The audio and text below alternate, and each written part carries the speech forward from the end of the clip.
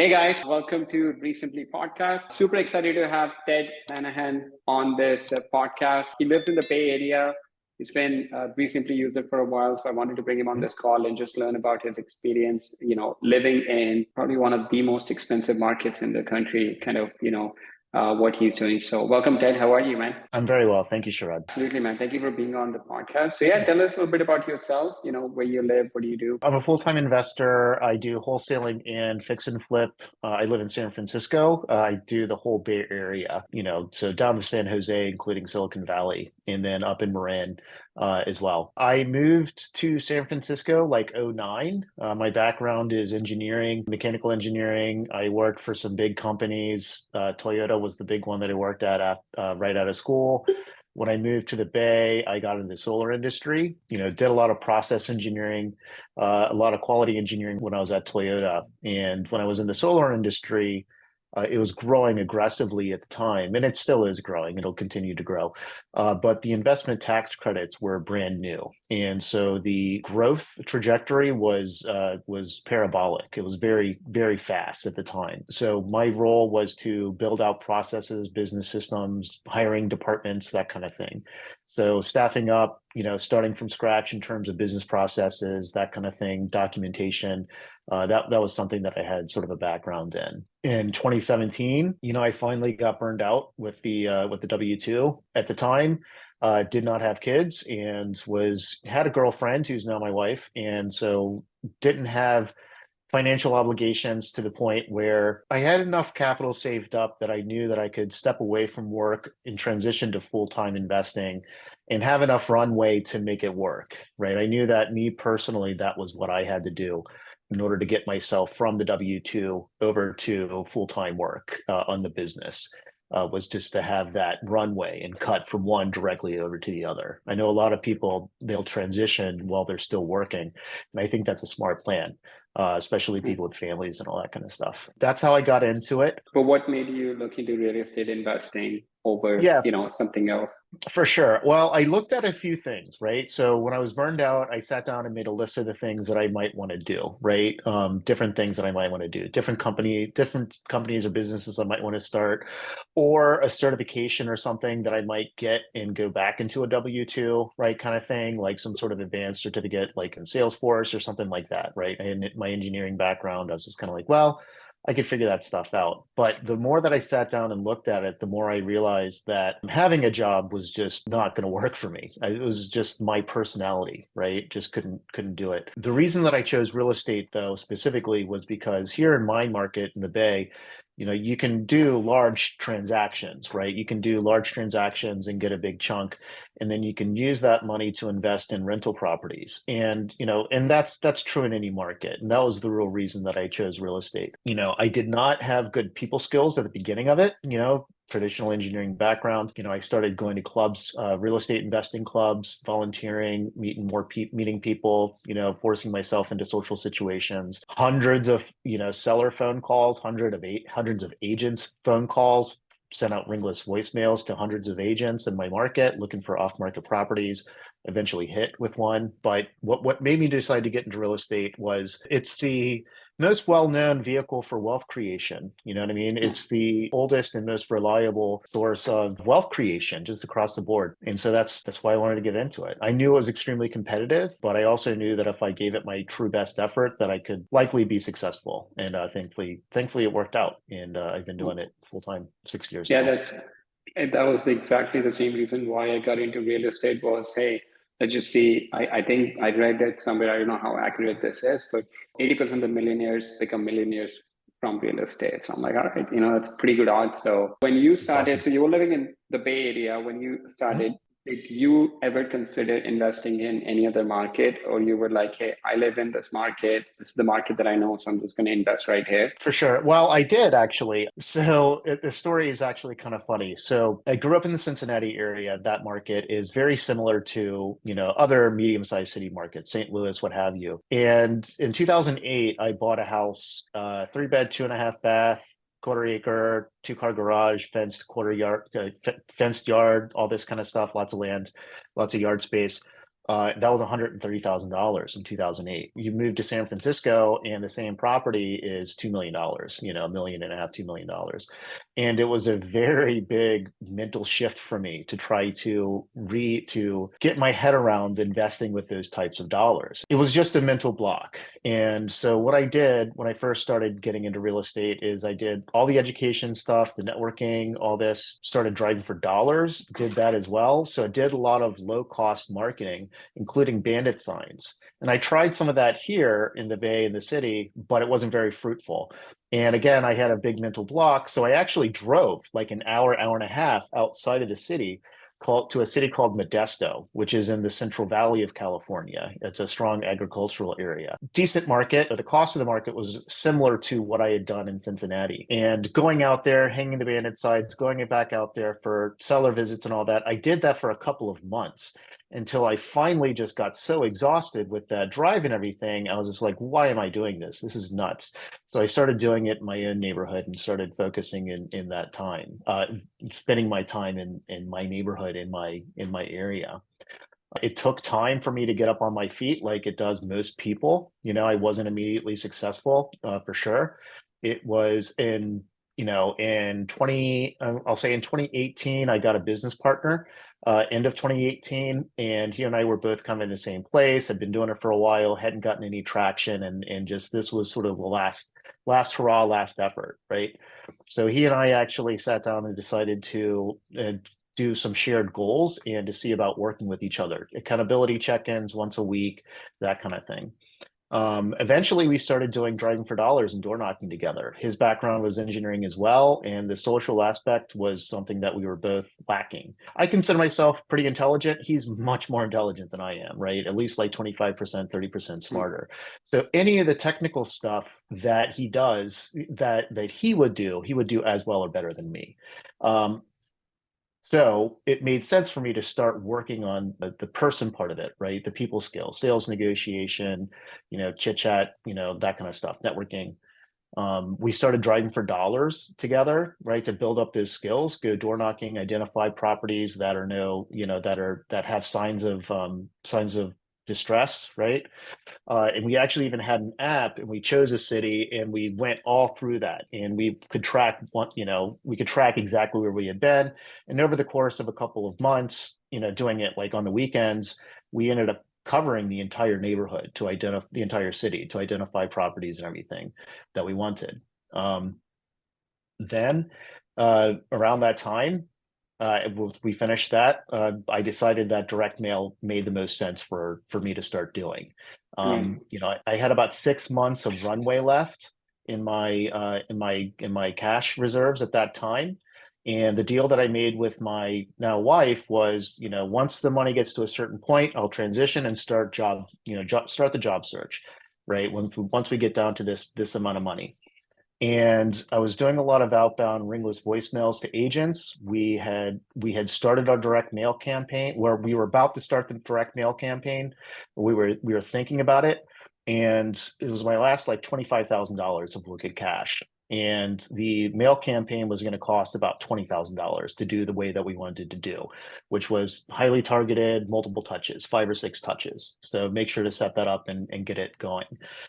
So that was going. We had ringless voicemails going out to agents and calling back, high volume, talking to people about that stuff. And then literally it was mid-June of 2019. It was mid-June of 2019. And my wife started expressing concerns, and we're talking about next steps and timelines. And literally that conversation was interrupted by a phone call that ended up turning into a really good deal. My business partner and I locked that up. It was a single family home in San Mateo. It was it was in a very good neighborhood. And it was a situation where the seller, she was an elderly woman. She was in her 90s going into assisted care, and her adult children were taking care of the trust, right? They were selling the property and they were transitioning her to assisted care, and they wanted to sell the house to pay for that, right? And it was not in any sort of like shape to go on the open market. Well, you can put anything on the open market, I guess, but it was not going to qualify for traditional financing. And one of the big problems was because there was like a deck that was unsafe, and there was some other stuff that was unsafe. The roof was was in really bad shape, and it was even a fire hazard because of the material that they used from years ago. And one of the adult sons also, who had lived with his mother his whole life, right, was not having a good response to the property being sold, and he shut himself into one of the rooms in the house. And the agents, the seller's agent, right, they were like, all right, we'll do a 3-hour window, like a 3-hour open house. We'll disclose to people that they can't go into that room, and we'll see what offers we get. And I was there. I was the only investor. I offered, it was already at a good asking price. I offered, below that. They accepted it. And we ended up netting about $200,000 on that deal when it was all said and Wow. done. Yeah. That was your And first deal. so that was my first deal in the Bay. That's right. So that was, yeah. So it took about 2 years to do, right? And so it took a lot of vigilance and a lot of like overcoming my own concerns and fears and all that kind of stuff. And that was one that actually came from a ringless voicemail through an agent. And so we worked with agents on that one. The second deal that we did in the city was actually direct mail. So one of those pieces of direct mail had landed with an agent actually, and as well, but her clients, they had a property that was vacant in San Francisco in a very desirable part of the area. And she worked with us, and the money that they were going to sell, the money from the sale of the proceeds was going to go into their grandchildren's education fund. And so they weren't terribly concerned about how much they were going to get from it. They lived in Idaho, they had bought it decades ago, kind of thing. So, and they had already taken care of their own individual retirements. So we took that project on, and that ended up netting us 300,000. So, feast or famine is very typical out here. And so that first year, now I did not take home $500,000 personally, right? I had my business partner, and then we also partnered with another person who had access to more capital to do the rehab. He had access to contractors and things like that, escrow, title companies. So, Um, so just yeah. you flipped both houses, right? You didn't wholesale. No, we did wholesale those. So I ended up wholesaling both of those. So the first one we wholesaled to a hedge fund, and the second one we wholesaled to another investor who gutted the whole property. The project took about a year and a half, something like that, and yeah, he completely turned the entire inside out. Completely different, That's completely new, high end incredible. luxury. Yeah, $4 million property Probably ended the, up being. yeah, I don't think anybody can top those numbers on the first two deals. Yeah, It's hard. 200,000, 300,000. Wow, Yeah, that's yeah. incredible. Thank you. I mean, thank you. I try to be humble too because it's rare. You know what I mean? It's not like Yeah. it's not like it happens every month. Yeah, Kind your of wife thing. was like, yeah, keep doing this. Yeah, just do Yeah, more of just a couple of these every month. Yeah. yeah, exactly. Right. My wife is like, forget that job. Go ahead and just keep doing this. So yeah, and then my partner and I continued on, right? And then he Okay. and I continued to have success until we continue to have success. And then last year, right before the market turned, we did two projects. Those we did rehab, put them on the market on Memorial Day weekend. Which was actually the very first weekend that the market started to turn that year, last year. And we did really well on both of those. And I had done most of the work on those actually. So I had negotiated with the sellers, and I set up the contractors and did the scope of work and all this kind of stuff. And, my old business partner had been doing a lot of the stuff on the back end, but a lot of the stuff on the back end had been developed out so well that the front end was starting to make the real money in the business, which is what I was Mm. doing. So we ended up separating, and I started doing my own business last year, and I started Bay Home Buyers earlier this year. And Okay.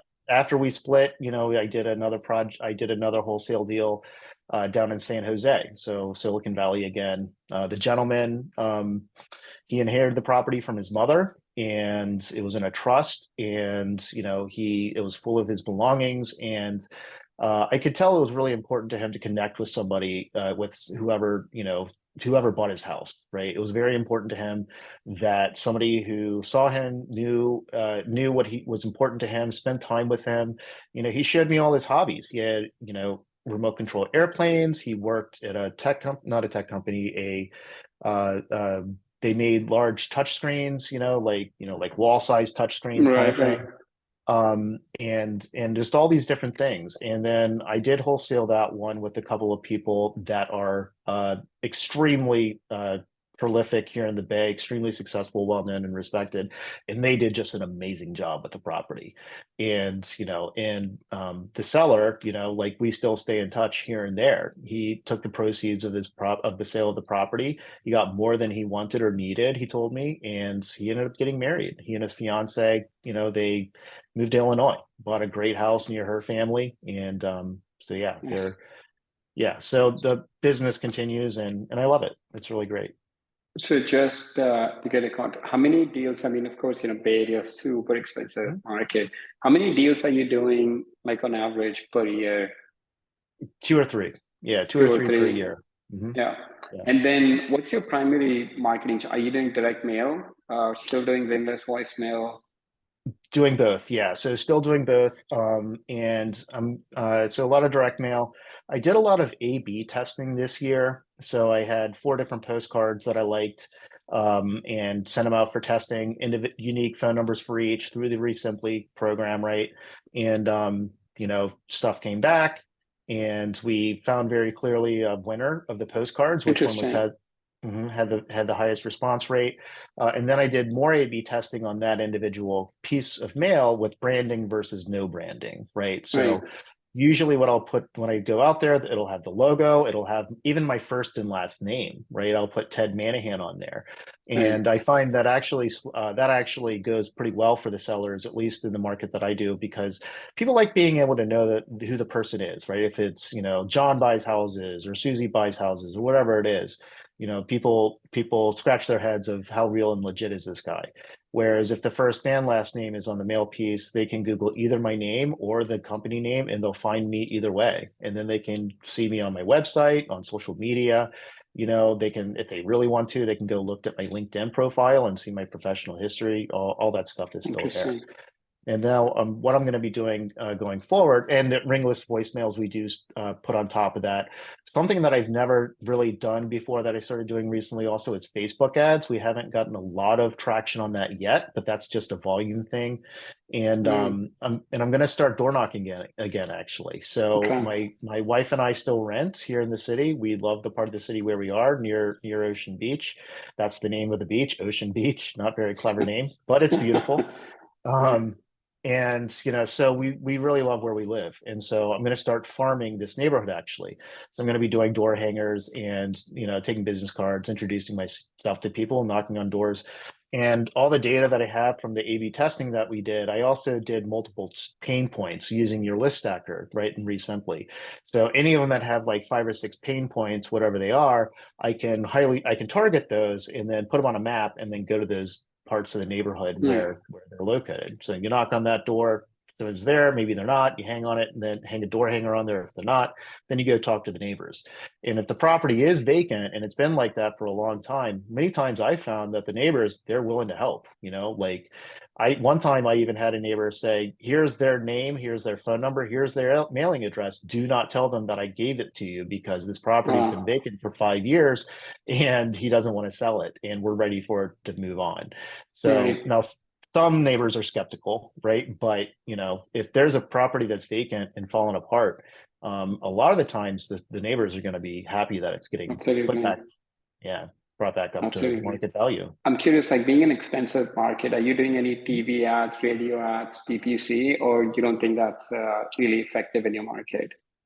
Whether or not it's effective, I can't speak to. But I will say Right. I have not. I have not done it before. Got it. Television is especially expensive. Some people do it. There was a gentleman I know this guy, and he had his name's not really John, but he had commercials for John buys houses, right? And he was very active like last year, and I would see them at the end of like Jeopardy and all that kind of stuff, which is a very smart strategy because a lot of older people watch Jeopardy, right? My father Right. does still. He's in his 70s. But radio, same. I haven't tried it. I know other people that have done it. It sounds like it's been successful. But yeah, the Facebook ads or PPC, pay per click, a lot of people do that. One of my good friends does that, and that's not something I've gotten into just because I hear that that's a little bit of an art form, and it also can be very expensive. But then again, so is direct mail. And I would also imagine, like, in the Bay Area, these are generally people a little bit more sophisticated. So I don't know what success, you would have, like how many people would be going online looking for,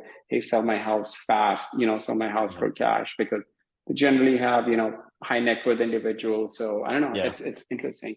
So you're doing Yeah. primarily direct mail and ringless voicemail, Mhm. the two Mhm. primary marketing channels. That's Yeah, great. Yeah.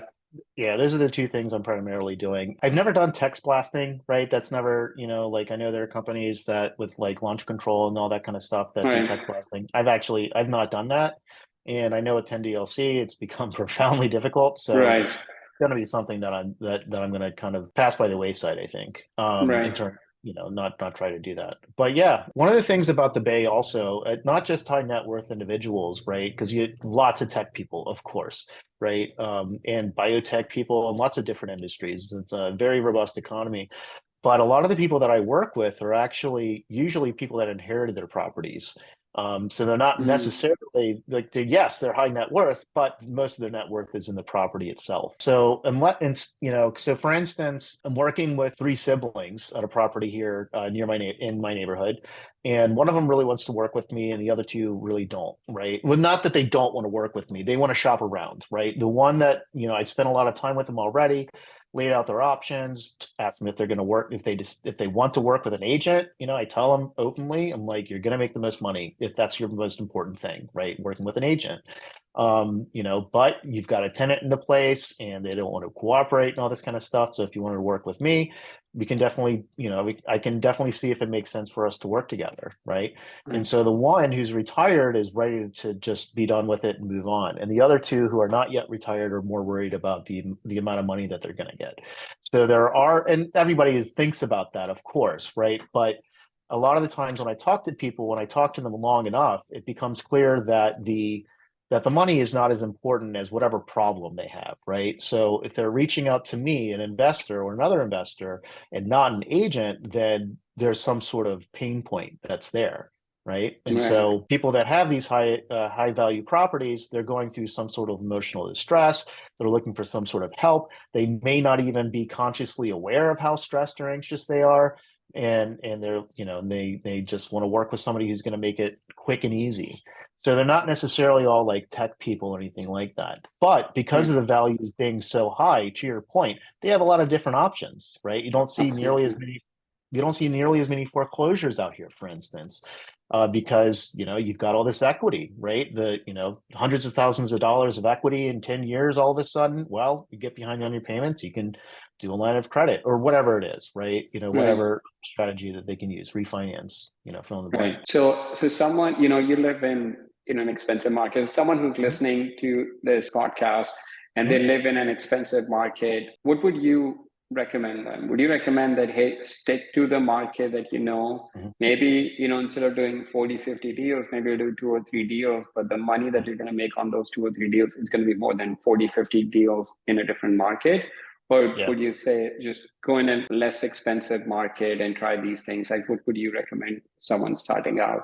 I mean, it really depends. If somebody like me who moved from a more affordable market into a more expensive market, it might make sense for them to start off like doing virtual wholesaling, maybe in the market that they were in, or maybe another market. If they had the same problem as me initially in terms of not being able to wrap their head around the numbers, but somebody who grew up, say, in New York or wherever, right? If you know that area, I would say work in that area, right? I don't Mm. necessarily recommend the most expensive marketing technique, but the data is not super expensive. You can Right. throw these things into a list stack or identify those pain points, and then you can go start knocking on doors and talking to people. That's a very affordable way to do it. Very similar to driving for dollars, same thing. Right. And if you set aside that time, even if it's only like one day a week on your Saturday or whatever it is, you'll start gaining a lot of experience. The other Right. thing that I would encourage people to do that are thinking about getting into real estate who aren't sure if they want to or not yet, or they know that they do and they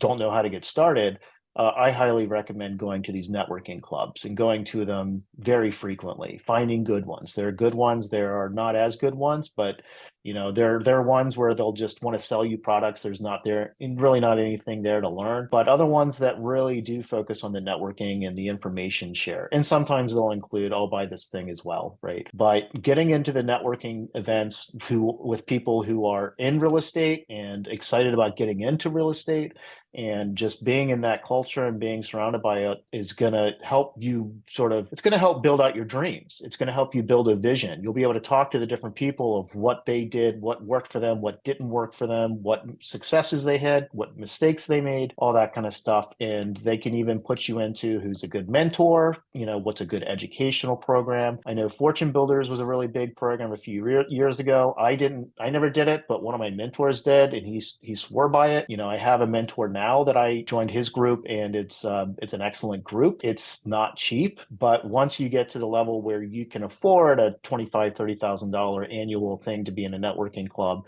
it ends up being extremely valuable because everyone else in that club is in the same level as you. But in order to get there, the local RIAs are fantastic because you'll also find cash buyers there too.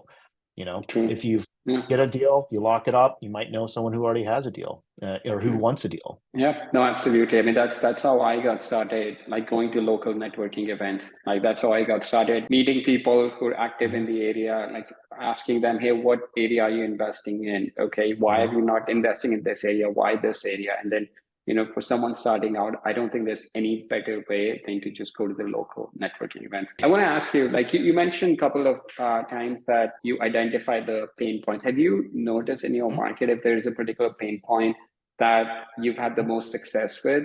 It may be like vacant properties or, they have probate or whatnot. Like what have you identified in your market? Like what's the pain point that generally works best for your marketing? What I've mostly targeted in the past is long-term ownership, high equity. That's not really a pain point, but it's an indication that somebody might be ready to sell. That's sort of a blanket one. But one that I started focusing on this year that I was surprised started having real returns was tired landlords. Right. So a tired landlord is a list that you can pull from your data source. Often like Property Radar or PropStream will have those, and it's based on an amount of time, right? It's a second home that somebody owns, a non-owner occupied property that's been held for X number of years, right? And or the owners are senior citizens, something like that. And the idea there is that they've had a property for a really long time, and maybe it's depreciated all the way out. Maybe they've had it for over 20 years even. And a lot of the time people will manage properties themselves and they're just ready to get rid of the property, which is the family, the three siblings I was telling you about. That's what it was. They inherited the property. Tenant's been in there for 10 years. They're ready to sell it. Tenant's not being cooperative. So, tired landlords is a good one, especially right now, I think, because the market with where it is and interest rates where they are, people who have lots of equity, I think they're the ones who are more likely to be selling right now. Because people who want to move into their next owner occupant, they're not necessarily going to want to give up a 3.5% interest rate for 7.5% interest rate. So we're seeing a lot of people not want to move right now because of that. So that's why one of the reasons I target high equity. Go ahead, please. So what has changed, with the interest rate where they are like 7.5%, like touching even 8%? Like what has changed? Like how have you changed in your business to adjust to the market? Are you doing anything different or just being more conservative? I'm really curious. Just being more conservative, that's sort of my main strategy is I'm always just very conservative in my numbers. When times are good, you can be less conservative because the market's climbing and people are going to be anxious for a property, and a property will even appreciate enough to take care of its own costs, right? So you see investors out here that will get into a project. The project will take 9 months to a year, longer than it probably should have taken. And even though they made a bunch of mistakes along the way, they have a property that's appreciated during that time, during that year. So there's that. And in fact, I did that one that happened to me once as well, unintentionally, where the person living in the house was actually the beneficiary of her husband's probate. and the probate had stalled because there was bad blood with the sister-in-law, and the probate attorney for whatever reason had gone dark. And so, I worked with the beneficiary who was living in the house, who wanted to sell it, right? She stood to inherit it and then sell it and then to move on. And because the probate was in the middle and the probate attorney was uncooperative, and the sister-in-law, the executor of the probate, did not want to work at all with anybody because there were so many hard feelings. So it ended up being about a year and a half. And during that time, the property appreciated quite a bit. And that was a rehab that we did with my old business partner. And we netted about 230, and it probably went up in value about 75,000 during that year. Really crazy things can happen out here. But the corollary to that is major drops in the market, right? So that's what we see, and that's what we started to see last May with interest rates going up and everything like that, and been continuing for a year and a half plus now. So I'll reduce my costs, right, is one of the things I'll do. If direct mail gets to be too expensive, I'll transition to something else like the door knocking, ringless voicemails, Facebook ads. So doing those things now, that's what I'm experimenting with. So the direct mail is getting good leads still. Go ahead, please. Yeah, no, I was going to say, I'll be really curious to find out, connect with you in a month or so, how your Facebook ads are working out. Like the investors that I've talked to, I don't know anyone that's had consistent success with Facebook, but then you're in a different market with more, tech savvy people. So it might go a bit different. It might be actually one that could get you some good ROI. And I want to ask you, you had a business partner, but you don't have anymore. What would you tell someone who's considering working with someone? What are some of the things that they need to make sure they have in place so they can have a long-term sustainable business partnership? Sure, absolutely. Well, I'll tell you that clear roles and responsibilities is an important one, right? So who's going to be doing what? Who's going to be bringing value to the business? Typically, it's broken. If you're going to be doing rehabbing, many times it'll be the difference between, it'll be acquisitions and disposition. Not rehabbing, but wholesaling, right? Someone will stay focused on marketing, acquisitions, and then the other person will focus on disposition. Or one of them will focus on managing the rehabs, right? I know a married couple, that's what they'll do. He focuses on acquisitions, and she'll actually run the project of the work that they do. I would encourage you to have something written in writing also, right? So clearly write out those roles and responsibilities. I would also encourage you to put your own timeline on it. So we're going to give this a chance for 6 months, and then we're going to check in, kind of thing, or something like that. If you want to start your own entity with them and do a partnership, you can do that, but I encourage you to work together for at least a year before you decide whether or not to do it, right? Because you can start in a multi-member LLC and each of you have 50% ownership, which is what my old business partner and I did. It ended up bringing up a lot of things that we hadn't realized that we did not cover a lot of things. And going through the process of starting our own entity together uncovered those things that we had not decided, that we had not addressed. And that was actually one of the reasons that we decided to stop working together, was because just coming up with the agreement, for who does what, for once we had an official LLC established, became unclear. And so that was one of the things that we ran into. I love the idea, especially putting a timeline on it. You may start out with, okay, my roles and responsibilities are, let's say, acquisition. You take care of disposition, but over time you may realize, hey, acquisition is actually taking 80% of the work. It's the disposition only takes 20%. Then, rather than being in that partnership for indefinite period of time, putting a timeline on it. Okay, we're going to try it out for 6 months or a year and see, how much, our roles and responsibilities are changing, how much each, activity in the business is taking. And then, it may not be a 50-50, may not be a fair partnership. It may be 70-30, 60-40. So I really love that idea of doing it, with a timeline in place. And then moving forward, do you plan to, if the opportunity arises, do you ever plan to have a business partner? Or if you hey, at this point, I'm just happy kind of doing it solo, doing 2-3 deals, 6-figure deals in my market, and that's kind of what you're focusing on? Well, I'm always available for JVs, right? So, a JV is different than a general partnership, right? For listeners who aren't sure about that. So a joint venture is for an individual project or an individual deal. And we did that as well. So, when my partner and I, found a third person who had the financing and contacts to get those first 2 wholesale deals through the door, we had a JV agreement with him that clearly outlined the splits and who's going to do what and everything. And it's just for this one deal. So Got it. I'm definitely, yeah. And in fact, the buddy that I mentioned who he does acquisitions and his wife does the rehab, he and I have talked about partnering on things in the past. We were going to partner on something earlier this year, but it fell through because the tenants and the previous care worker were uncooperative, right? They just weren't cooperative. In the city, in San Francisco, the tenant laws are so generous for the tenants that they, don't have to cooperate really if they don't want to.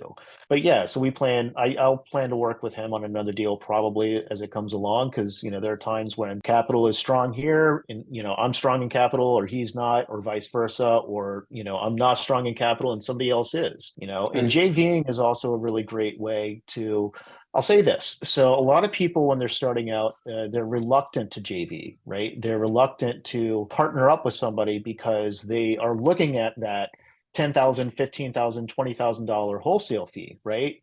That's a lot of money. Really, it is. And, like for somebody who's working a W-2, and I have, my first job was working McDonald's, $5.15 an hour when I was 15 years old back in 98, right? Like a $20,000, $30,000 check is huge to somebody who has a W-2. And it could be very, very nerve-wracking to be like, I'm going to give up half of that.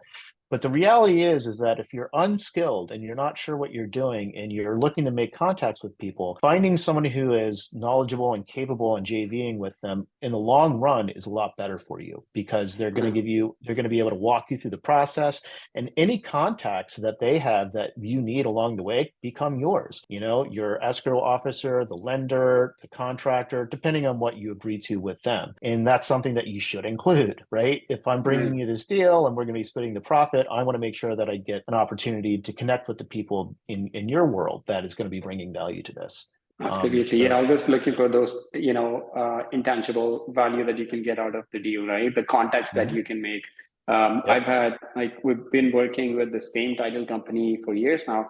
That one title company made a contact for me with a lender. I have a line of credit with that lender, and that I purchased about 30, 35 properties from that lender. And it just came through that title company that connecting you with the lender. And I have ongoing business with that. So yeah, it's a relational business. You're so right. Like people look at it as a transactional business, but the real money is made working on relationships. You may want to give up 10, 15% working with someone, but the value that you're going to get giving that 10, 15% is going to be 10x, 20x of what you're giving up on it. So totally agree. Yeah. Cool, man. Yeah, no, great information. So yeah, I want to ask you some fun questions. What do you do for fun in Bay Area? So you said you have a kid, right? I see a crib and I do. Yep. Here he is. Yep. This is Andrew. Nice. How old is he? 5 months old now. Yeah. So 5 months. He was born May 10th. And I love him. He's fantastic. So he's most of my fun right now. And I really do have fun with them. I've wanted to be a father for a long time. And one of my motivations for starting my own business was because I wanted to be a father and not have a W-2. My dad did. He was gone all the time, come home angry and tired, right? That kind of thing. I didn't want that. But fun things that I do in the Bay. I love to run, right? There's lots of beautiful nature out here. The Bay is known for that. Hiking, I don't bike as much as I would like. I love taking my dog to the beach or to the park now with the baby. My wife and I love to travel. So we travel internationally a decent amount, and we have in the past, right? That's kind of that's stalled for now, and then there are a lot of cool experiences will happen here. Concerts, any of the big bands will come through the Bay. They either go through San Francisco or Oakland or San Jose, or even two of those. There's also an immersive experience called Dining in the Dark, right? Which you literally eat blindfolded, right? Really? So your whole experience, is in the dark. So that's something that it's like a pop-up kind of thing I'm going to be doing a couple of weeks. Nice. Yeah. That sounds really fun. Yeah. So lots of cool stuff like that. Yeah. What's the one book that's had biggest influence in your life? It could be personal or business. Oh man. The book that's had the most impact on my life. That's an excellent question. There are a lot of them. From a business standpoint, Rich Dad Poor Dad. No question. If you're listening to this and you're serious about your financial independence, read that book. I would put that at or above any financial literature, including Think and Grow Rich, right? Richest Man in Babylon, right? Both of those are also excellent. Any of those books will be good for you. I don't have the same political viewpoints as I did at the time. I was in my early 20s when I read this. I want to preface that. Atlas Shrugged was a very big one for me. You know, I was libertarian for some time. My views in politics from the individual rights standpoint, right? That was the thing that really spoke to me as much as anything from her stuff. And that was like independence and, you know, self-respect and making sure that you do your best to be in charge of your own life and all that. And also just the nature of business and transactional relationships having value, right? There are emotional relationships, your family, your friends, your religious leaders, whoever. But then there are your professional contacts as well. And it's a very beautiful thing to be in a room of people who are at or above, slightly above or below your level, and you're all there to help each other by doing something for each other. I got 3 pieces of very good advice today, just talking to people on the phone that are in my networks, right? And so that's one of the things I do love about business is I can create value for somebody, and because I create value for them, they give me something in exchange. In this case, you know, I'm helping the seller. I'm helping, if I'm wholesaling, I'm helping the rehabber, title company. If I use an agent, they get something. And because I put this together, the investor put it together, you get the lion's share of the profit. If there's profit, you also get the lion's share of the loss if there's loss. But there are other things in that, in Atlas Shrugged that I don't agree with so much anymore now that I'm in my 40s and I'm more mature and all that kind of stuff. But those are the 2 books I would say. Cool. Awesome, man. Yeah, great recommendation. If you could spend a day with anyone, dead or alive, who would you want to spend the day with and why? That's a good question. I mean, I'm thinking through like historical figures or people in my family. I mean, that's a really, really interesting question. I'll have to say my mother. You know, I was 12 when we lost her. And the ability to spend a day with her again would be hard to pass up. Yeah, that's a great answer, man. Thank you. All right. How can someone who's listening to the podcast can get in touch with you and just, you know, connect with you? Absolutely. My website, my company, Bay Home Buyers, very easy. I'm on Facebook, Instagram, all that. If you want to email me, it's contact@bayhomebuyers.com. And phone number also, call or text works. It's 415-930-9774. Cool. So We'll again, put that's that in the 415. show notes also Got it? for anyone to get Awesome. that. Yeah. They got it. Cool. Got it. Sounds good. Awesome, Ted. Thank you so much, man. It's been a pleasure connecting with you. Yeah, I mean, I'm always fascinated with you know, you hear so many people, like I used to live in Chicago. I started investing in Indiana. I live in San Diego now, but because I invest in Indiana, that's kind of, I kept my business there.